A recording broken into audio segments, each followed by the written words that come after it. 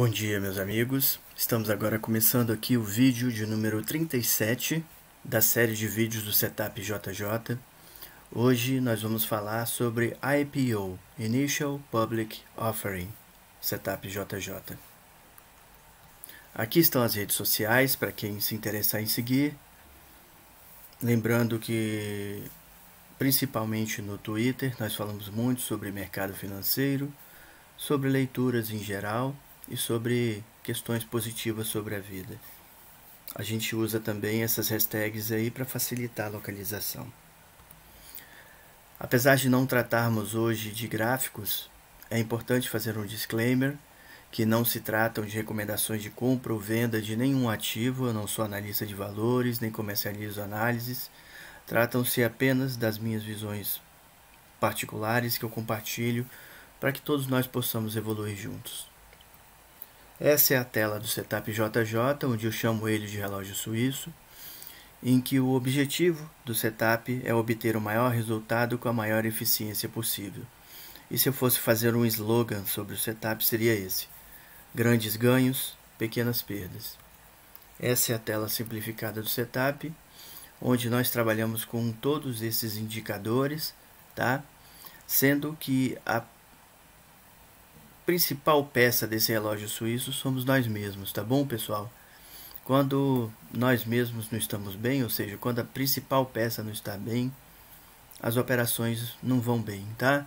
Por isso, a importância da gente trabalhar a nossa disciplina emocional, da gente trabalhar nosso desenvolvimento cultural, gráfico e de mercado, tá bom? A gente conhecer a fundo a nossa atividade. IPO, Initial Public Offering, ou seja, oferta pública inicial, Setup JJ. Nesses últimos dias, semanas, lembrando que esse texto foi escrito em setembro de 2017 agora, tenho observado de forma tímida ainda um início de movimentos para o lançamento de novos IPOs no mercado brasileiro, tais como os das empresas Camil, Blau Farmacêutica e o já aprovado em assembleia da Petrobras, o IPO da subsidiária BR Distribuidora. Dito isto, é necessário, lembrando pessoal só uma coisa, um parêntese, né? A BR Distribuidora abriu com o ticker BRDT3, hoje ela chama Vibra, né? Com o ticker VBBR3, tá? Dito isto, e a Blau Farmacêutica, ela tentou abrir o capital, acabou não dando certo na época, tá? A Camil está aí, a gente sabe, né? Com ações na bolsa. Dito isto, é necessário observar que os professores de finanças Owen Lamont, Evaluation, Value and Weight, Corporate Events and Market Timing, uma avaliação do peso de valor, eventos corporativos e antecipação do mercado da Universidade de Chicago, e Paul Schultz, Pseudo-Marketing, Timing and the Long Run Performance of IPOs, a pseudo-antecipação do mercado e o desempenho a longo prazo dos IPOs da Universidade de Notre Dame mostraram que as companhias decidem oferecer novas ações ao público quando o mercado acionário está próximo do pico, ou seja, está em altas históricas. Hoje, pessoal, a decisão de trazer esse texto agora aqui aos nossos vídeos foi justamente porque já demonstra algumas ações e o próprio Ibov, né, que a gente está chegando num momento de alta, né, e eu acredito, né, decidi trazer ele agora justamente para antecipar possíveis movimentos de IPOs que a gente deve ver nos próximos meses aí por aí, tá bom? Notadamente, uma das grandes dificuldades para um operador de longo prazo comprar em um IPO é a escassez de informações da companhia sobre suas seguranças, resultados passados, performances, etc. Daí a janela aberta para que esses apareçam nesses períodos de alta de mercado como oportunidade de venda para quem está lançando as ações no mercado, e não tão grande assim a oportunidade de compra para o operador. Pessoal, esse texto aqui eu trago para que a gente reflita, tá? todos os textos são trazidos em questão de reflexão, tá? E não como um tratado final a respeito de qualquer coisa, tá bom? E aqui, a reflexão que eu venho a trazer é o seguinte: quando alguém lança um IPO, ou seja, ele está vendendo um pedaço de sua empresa, ele está lançando com o interesse de quem? Dele próprio de vender ou da gente de comprar, entendeu? Geralmente IPOs, temporadas de IPOs são eventos das fases de muita alta do mercado, ou seja, são momentos em que as ações estão lá em cima e aí são aparecidas essas empresas, algumas boas, a maioria nem tanto, né? Com certeza com a oportunidade de os donos lá das ações, detentores das ações, venderem na alta, tá bom? Então nem sempre, ou na maioria das vezes, um IPO não vai ser uma grande oportunidade de compra para nós, traders, operadores, investidores, chamem como quiser, tá bom? A quem me conhece há um bom tempo sabe que eu sempre usei o termo de que eu não gosto de comprar imóvel na planta. Por que eu digo isso? Porque quando a empresa é lançada em IPO, a gente tem muito pouco histórico e um histórico realmente até questionável muitas vezes, não tão confiável a respeito da empresa, tá? Pelo fato de ela não ter passado pelo crivo do mercado, dos testes de acompanhamento de resultados de longo prazo, se ela é uma pagadora realmente de dividendos, se ela é uma empresa de crescimento, como ela reage a determinados eventos da economia, alta de dólar, alta de commodities, crises econômicas, crises políticas, tá bom? Por isso e várias outras coisas, tá bom? Eu, particularmente, jamais compro imóvel na planta. Ou seja, jamais eu compro em IPO a não ser em questões especulativas, tá bom? Para ilustrar com dados históricos, trago um relato interessante e em detalhes da visão de Jason Zweig, um operador respeitado internacionalmente, sobre 2 IPOs emblemáticos. Esse texto é do Jason Zweig, tá? A partir de agora. Deus não ajuda a quem cedo madruga. Entre outras toxinas de enriquecimento rápido que envenenam a mente do público investidor na década de 1990, uma das mais letais foi a ideia de que você pode construir riqueza ao comprar IPOs. Um IPO é uma oferta pública inicial, ou seja, a primeira venda ao público das ações de uma companhia. Em uma primeira avaliação, investir em IPOs parece ser uma boa ideia. Afinal, se você tivesse comprado 100 ações da Microsoft quando elas foram oferecidas ao público em 13 de março de 1986, seu investimento de $2.100 teria crescido para $720 mil no início de 2003. Os professores de finanças Jay Ritter e William Schwert, a página da internet de Ritter, tá? Tá aqui, pessoal. É interessante porque nessa data agora, tá? De 24 de 8 de 2022, ela ainda está em atividade. É uma mina de ouro de dados para interessados em IPOs. Mostraram que se você tivesse espalhado um montante de apenas $1.000 em cada IPO lançado em janeiro de 1960 a seu preço de oferta, vendido sua posição no final daquele mês e depois investido novamente na safra de IPOs de cada mês sucessivo, sua carteira valeria mais de 533 centilhões no final do ano de 2001. Infelizmente, para cada IPO como a Microsoft, que acaba sendo um grande vencedor, há centenas de perdedores. Os psicólogos Daniel Kahneman e Amos Tversky demonstraram que, quando as pessoas estimam a probabilidade ou frequência de um evento, não fazem esse julgamento com base na frequência com que o evento realmente ocorreu, mas sim com base na memória desses exemplos.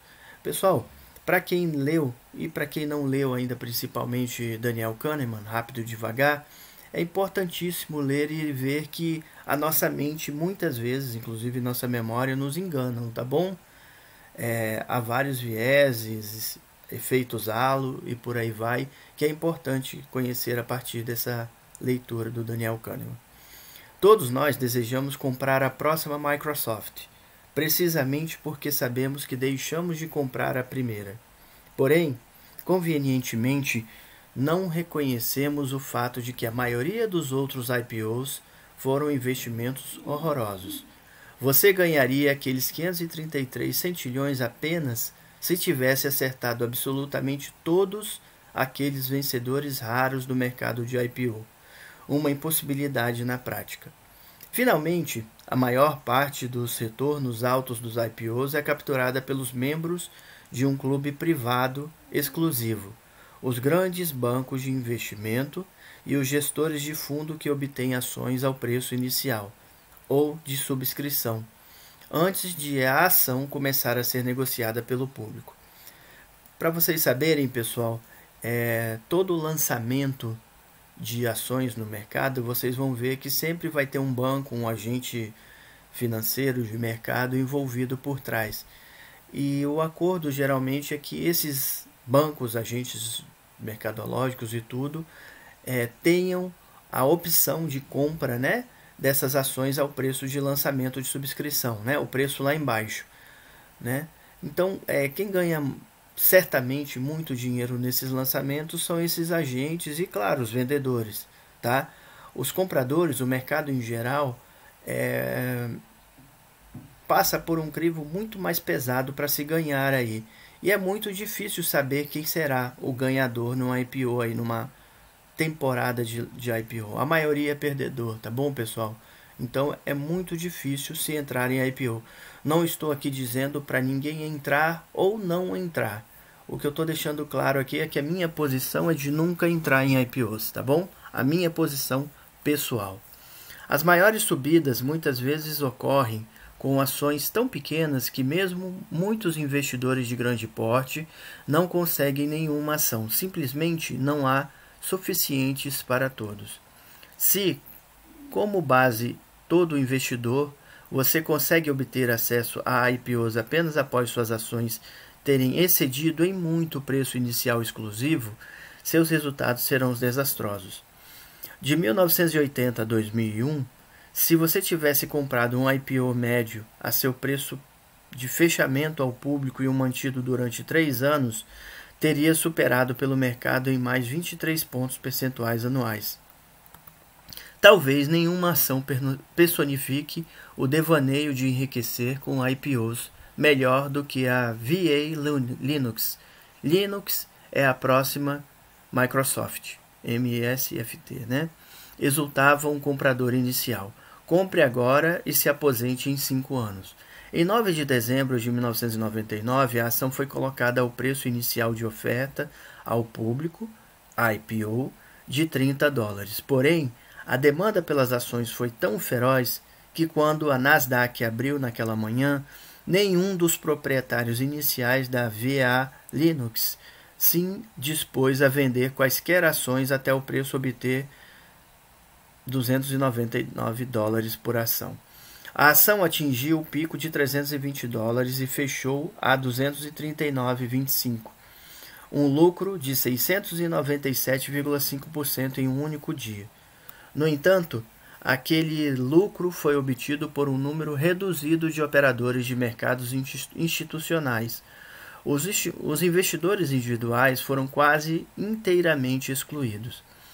Mais importante ainda, comprar IPOs é uma péssima ideia porque constitui uma violação flagrante de uma das regras fundamentais de Benjamin Graham.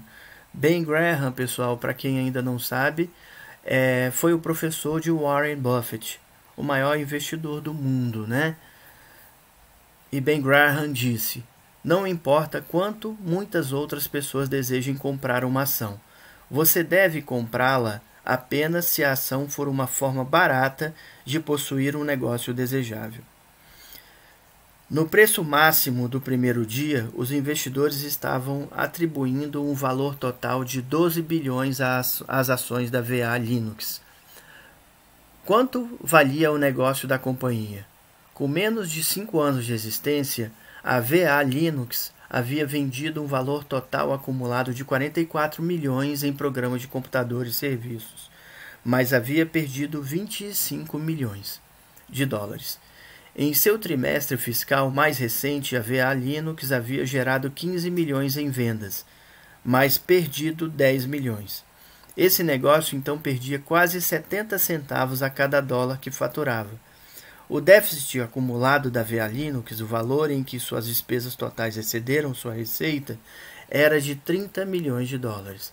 Se a VA Linux fosse uma companhia privada e de propriedade do cara que vive na casa ao lado da sua, e um dia ele se debruçasse sobre a cerca e lhe perguntasse quanto você pagaria para tirar seu pequeno negócio em dificuldades de suas mãos, você responderia: 12 bilhões de dólares parece justo para mim?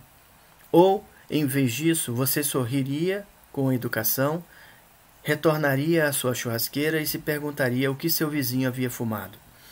Confiando exclusivamente em seu próprio julgamento, nenhum de nós admitiria pagar quase 13 bilhões de dólares por um devorador de dinheiro que já se encontrava em um buraco de 30 milhões de dólares. No entanto, quando você está em público, em vez de em um local privado, quando a valoração de repente se torna um concurso de popularidade, o preço de uma ação parece mais importante do que o valor do negócio que ela representa.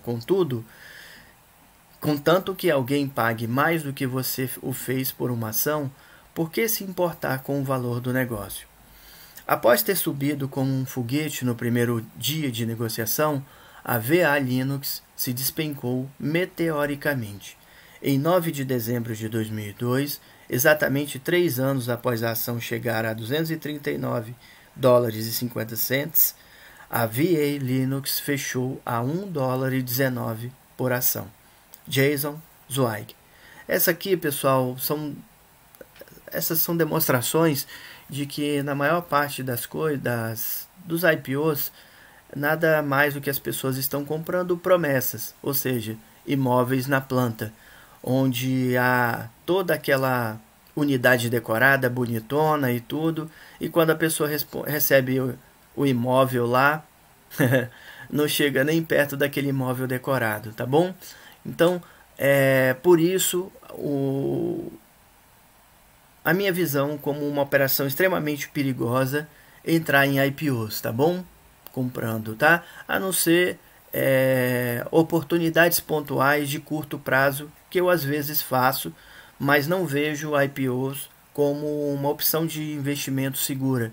E aqui na continuação do nosso vídeo de hoje, texto, eu vou mostrar mais o porquê e dar mais argumentos, tá bom? Notadamente, em primeiro lugar, acho interessante deixar aqui meu entendimento sobre a tão comentada diferenciação de investidor para especulador. Ao desenvolver meus estudos durante alguns anos sobre mercados financeiros, observei uma preocupação latente dessa diferenciação por parte de Ben Graham, pai do Value Investing e professor de Warren Buffett.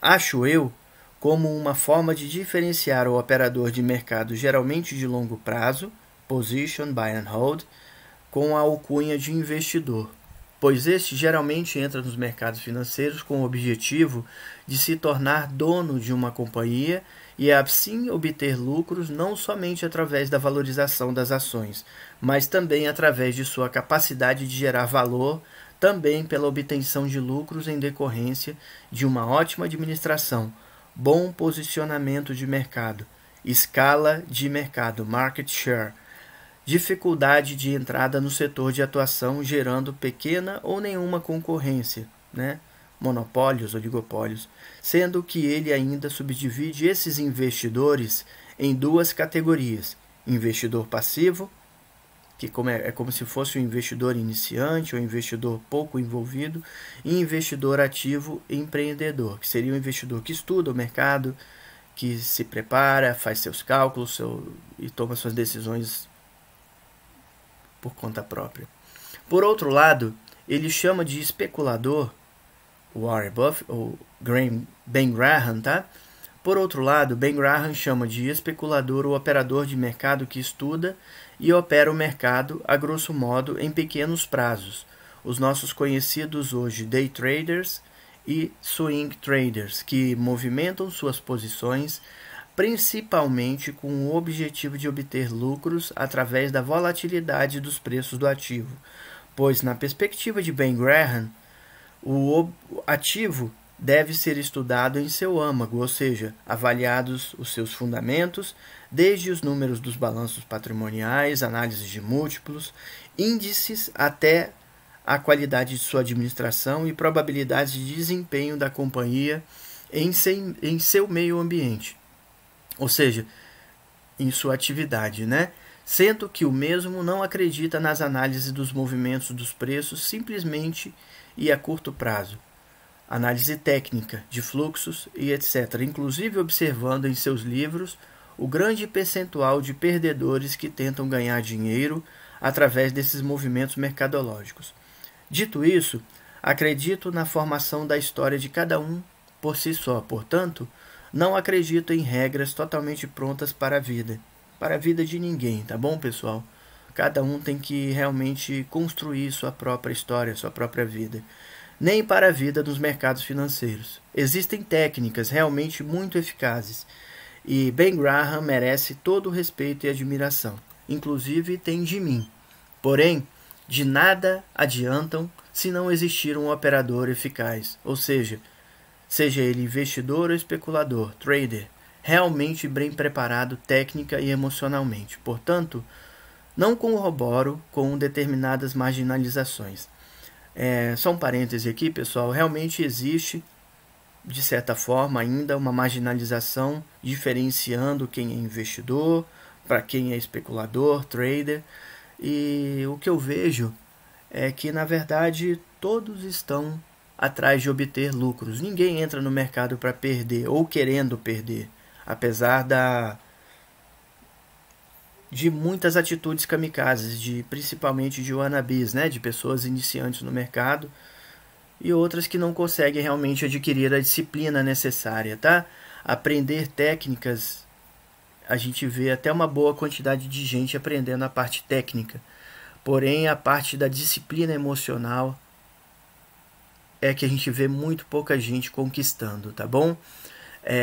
Então a diferença do ganhador para o perdedor no mercado financeiro, seja ele investidor, especulador, trader, nomeiem como quiserem, a grande diferença é a peça principal de qualquer setup, como eu sempre digo.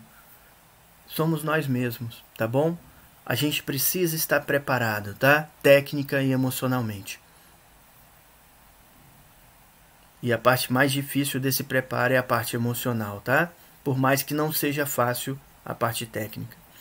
Fica aqui um trecho que acho bem pertinente quanto às operações de mercados de capitais e suas abordagens, pois, quando iniciamos uma posição, sempre há uma expectativa sobre algo no futuro, seja em curto, médio ou longo prazo.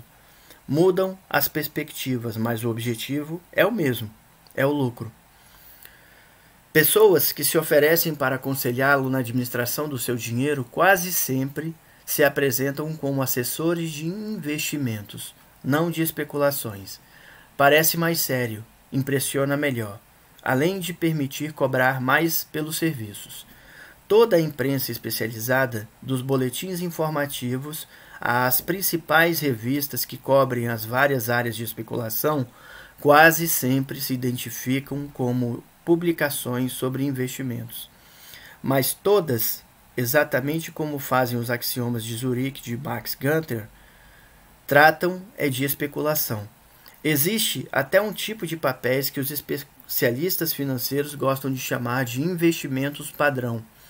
Passa uma ideia de grande dignidade, assusta um pouco e dá a impressão de supersegurança.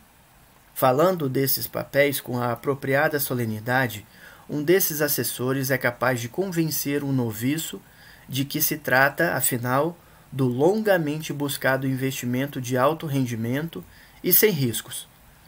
Nas ações da IBM, por exemplo, não há papel mais blue chip, tá? Em Wall Street, a IBM é apelidada de Big Blue. Um investimento padrão como o IBM não tem erro, não é verdade? Pois é, não tem. Se houvesse comprado o IBM em 1973, quando o papel atingia o pico e todos os assessores de investimento do mundo empurravam, você teria de esperar 9 anos para recuperar o seu capital. Teria sido o melhor negócio guardar o seu dinheiro num pé de meia.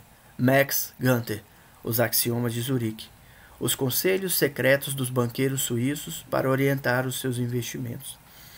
Da mesma forma, quando as companhiazinhas de baixo capital e alta tecnologia são o quente de Wall Street, quando a cotação de suas ações está nas nuvens, é aí que aparecem os especuladores recém-nascidos, trazendo seu dinheirinho para aumentar a pilha que um dia será uma fogueira. Max Gunter, Os Axiomas de Zurique. Finalizando a questão dos prováveis IPOs nesses tempos de agora, em setembro de 2017, e possível agora nos próximos tempos, vamos ver como é que vai ficar aí, né? E mantendo-se as altas históricas que estamos acompanhando no S&P 500, bem como no IBOV, e consequentemente aumento do volume de negociações com novos investidores, especuladores, traders, indico o sempre indispensável cuidado, pois as probabilidades de ganho são pequenas, como sempre são, sendo que o mercado é o lugar onde se tem o dinheiro fácil, mais difícil de se ganhar do mundo. Não entre no que você não conhece simplesmente porque outros o estão fazendo, mas que ninguém deixe também de aproveitar as oportunidades que o mercado nos dá todos os dias, sejam elas a curto, médio ou longo prazos. Isso, claro, dependendo do perfil e preparo de cada um de nós para conseguir obter lucros com determinada margem de segurança. O primeiro objetivo do operador é conservar o seu capital. O segundo objetivo do operador é ganhar dinheiro consistentemente e, quando se mantém os dois objetivos, se busca o terceiro objetivo do operador, que é ganhar mais dinheiro ainda, ou seja, melhorar a sua performance cada vez mais. Nunca se esqueça disso. André Araújo, 19 de setembro de 2017. Pois é, pessoal, hoje eu tenho trazido esse texto aqui em formato de vídeo, simplesmente para alertar todos, né? Principalmente, talvez, né, a quem está mais novo no mercado e talvez ainda não passou por uma grande temporada de IPOs, tá? Para que abram o olho e conheçam mais a respeito. Mercado não é questão de instinto, não é questão de sentimento, feeling, né? Mercado é questão de estudo, de conhecimento, de preparo, tá bom? Então, não entre em operação nenhuma que você não esteja realmente preparado para essa operação. Inclusive com pontos de entrada, de stop loss, né? Gerenciamento de risco, e de stop gain também, gerenciamento de lucros, tá bom? É isso aí, pessoal. Essa imagem de estudo, né? Quando as pessoas às vezes veem a gente lá no alto, falam que foi sorte. Ele conseguiu dominar-se, e esse é o melhor tipo de vitória que alguém possa desejar. Miguel de Cervantes, Dom Quixote. Pois é, pessoal, dominar nossas emoções, dominar nossas paixões, nossos medos, nossa vaidade, né? Nos dominar é muito importante para a vida e para os mercados, tá? Quem reage sem pensar, atira sem pontaria. Augusto Jorge Cury. Muitas vezes a gente vê pessoas perdendo na vida e nos mercados justamente por conta disso. Porque entra num looping de emoção que simplesmente não pensa, né? Vai lá e faz sem pensar, né? Mantenha calma, tá bom, pessoal? Respirem fundo. Muitas vezes, dê um passo atrás. Olhem a situação, a circunstância da vida e do mercado para tomar o melhor caminho, né? A melhor decisão, tá bom? Boas escolhas fazem toda a diferença na vida da gente, em cada detalhe, tá bom? Cada um deve encontrar o caminho que lhe é mais adequado. O trem só pode correr sob trilho. Siva Yogaswami.